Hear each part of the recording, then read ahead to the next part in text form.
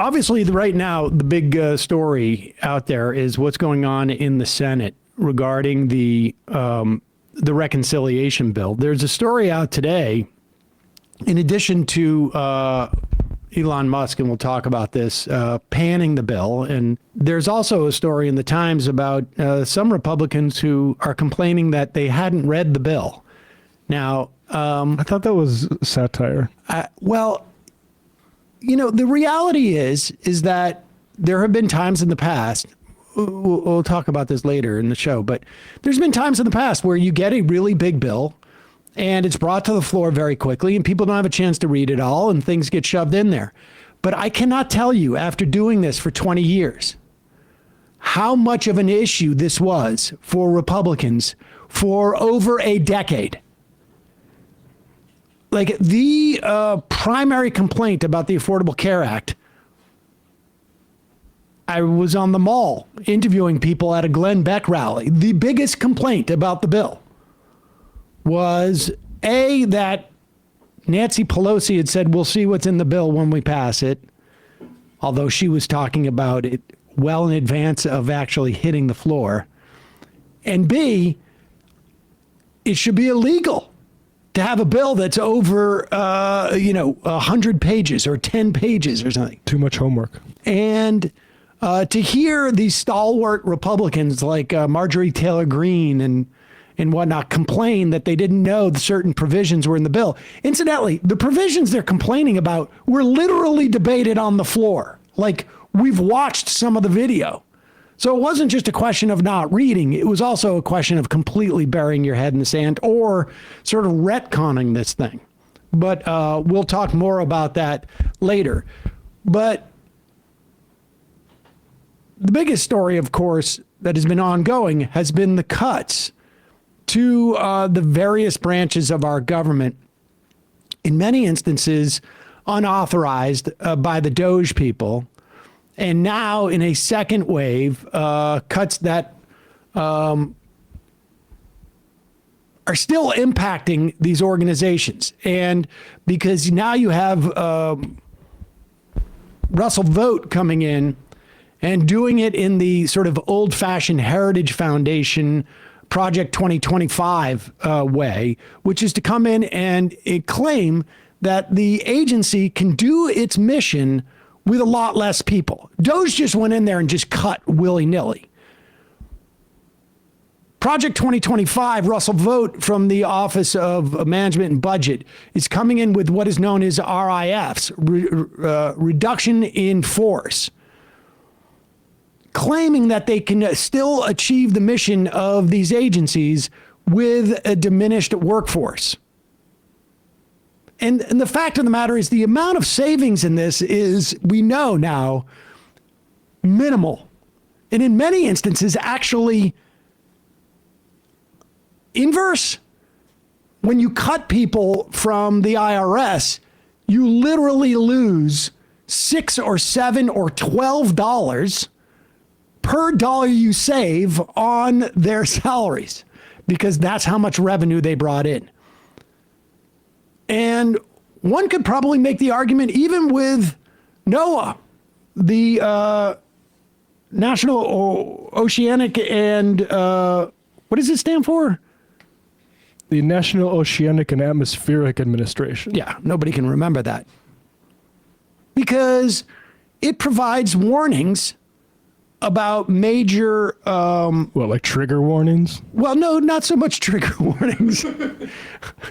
But warnings about major weather events, and having that advance notice probably saves a ton of money, both in terms of being able to mobilize things like FEMA, although the FEMA head now doesn't realize that there's a hurricane season, but just, hey, maybe we should evacuate. Maybe we should board up. Maybe I shouldn't leave my boat in the water. Maybe I shouldn't have my car parked by the ocean. Whatever it is.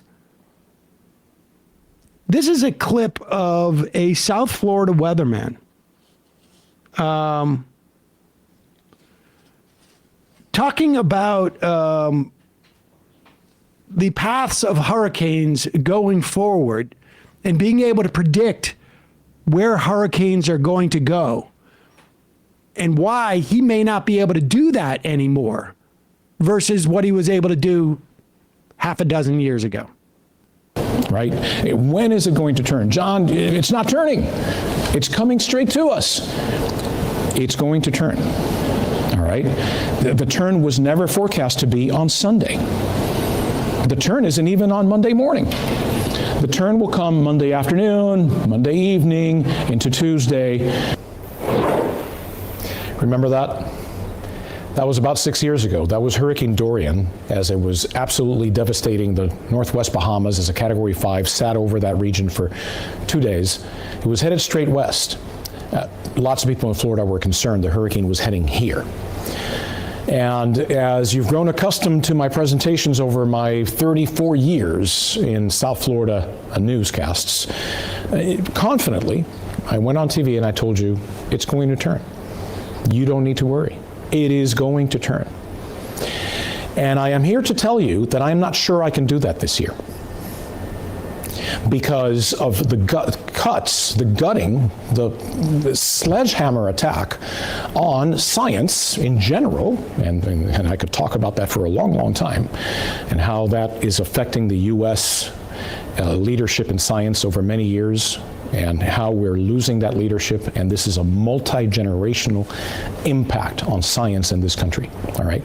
But specifically, let's talk about the federal government cuts to the National Weather Service and to NOAA. Did you know that Central and South Florida National Weather Service offices are currently basically 20 to 40% understaffed? From Tampa to Key West, including the Miami office, 20 to 40% understaffed. Now, this type of staffing shortage is having impacts across the nation because there's been a nearly 20% reduction in weather balloon launches that carry those radiosondes. And what we're starting to see is that the quality of the forecasts is becoming degraded. There's also a chance, because of some of these cuts, that NOAA Hurricane Hunter aircraft will not be able to fly this year, and with less reconnaissance missions, we may be flying blind, and we may not exactly know how strong a hurricane is before it reaches the coastline, like happened a couple of years ago in Hurricane Otis in Acapulco, Mexico. So I was asked to talk about this today. I'm glad I was. I just want you to know that what you need to do is call your representatives and make sure that these cuts are stopped. Back to you. That was Florida weatherman John Morales. Spoiler alert, they're going to keep those cuts. And it's possible, maybe, because there'll be a Republican senator from Florida, maybe Rick Scott, maybe will be able to get that reinstalled. But I mean, if you don't think that a 20 to 40% understaffed office or a 20% reduction in weather balloons is going to impact, it's impossible to know. 1 year, it could be, doesn't make a difference in terms of any lives. Another year, maybe it's 50 lives, maybe it's 100 lives. But at the very least, the good news is we have more money to spend on defense and to provide tax cuts to wealthy people who maybe they can have their own weather service. They can reinforce their shelters. I mean, we are on the cusp of feeling the real implications to all of this. We're talking about it.